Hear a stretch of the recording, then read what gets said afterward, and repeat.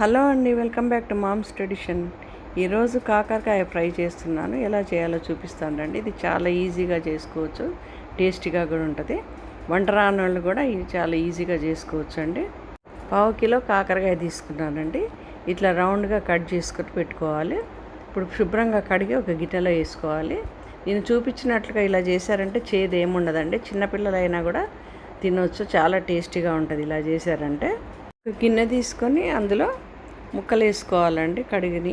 ఇప్పుడు 1½ స్పూన్ పసుపు వేసుకోవాలి. ఒక నిమ్మకాయ అంత చింతపండు వేసుకోవాలి. 1 స్పూన్ ఏమో సాల్ట్ వేసుకోవాలి. 1/2 కప్పు మజ్జిగ పోసుకోవాలండి.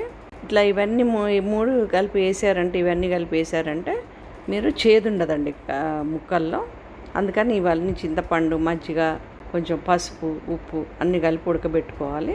ఇట్లా గిన్నెలో అయినా ఉడకబెట్టుకోవచ్చు, ఇంకా మీకు తొందరగా కావాలంటే కుక్కర్లో అయినా ఉడకబెట్టుకోవచ్చు. నేను ఇలా కుక్కర్లో ఉడకబెట్టానండి. మజ్జిగ వాటర్తోనే ఉడికిపోతుందండి. అందులో ఇనికిపోతే కూడా ఏం కాదండి. కొంచెం వాటర్ ఉంటే అది వడపోసేసుకోవచ్చు.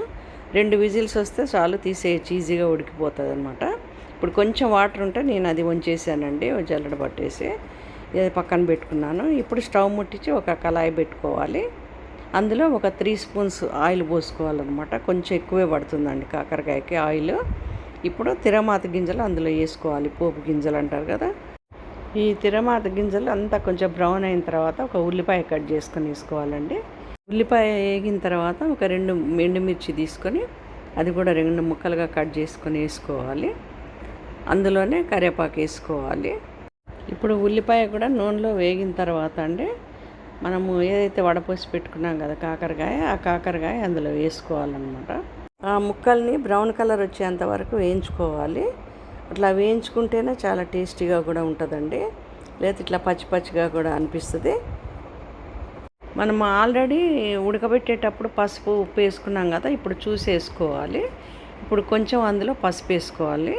పసుపు వేసుకున్న తర్వాత కూడా అటు ఇటు తిప్పేసుకోవాలి. కొంచెము తిప్పిన తర్వాత ఇప్పుడు ఈ లోపల అండి ఏగేంత వరకు కాకరకాయ ఒక రోల్ తీసుకొని అందులో కొంచెం సాల్ట్, కొంచెం 1 స్పూన్ సాల్ట్ వేసాను. ఒక 2½ స్పూన్స్ కారం వేసుకుంటున్నాను. 1 స్పూను జీలకర్ర వేసుకోవాలి. 1 స్పూను ఎండు కొబ్బరి పొడి వేసుకోవాలి. ఒక 4-5 రెమ్మలు ఎల్లిపాయలు తీసుకోవాలండి. అందులోనే వేసుకొని అన్నీ కలిపి దంచుకోవాలన్నమాట. బాగా మెత్తగా దంచాలి. ఎల్లిపాయ కారం అంటారు కదా, సేమ్ అట్లాగే దంచుకొని దీంట్లో మాత్రం కొబ్బరి పొడి వేసాను కదా, ఈ కొబ్బరి పొడి ఇవన్నీ బాగా అయిపోయిన తర్వాత, మెత్తగా అయిపోయిన తర్వాత ఇప్పుడు చూడండి, ఈ లోపల అది ఏగిపోయింది కాబట్టి కాకరకాయ ఉడికిపోయింది కూడా బాగా.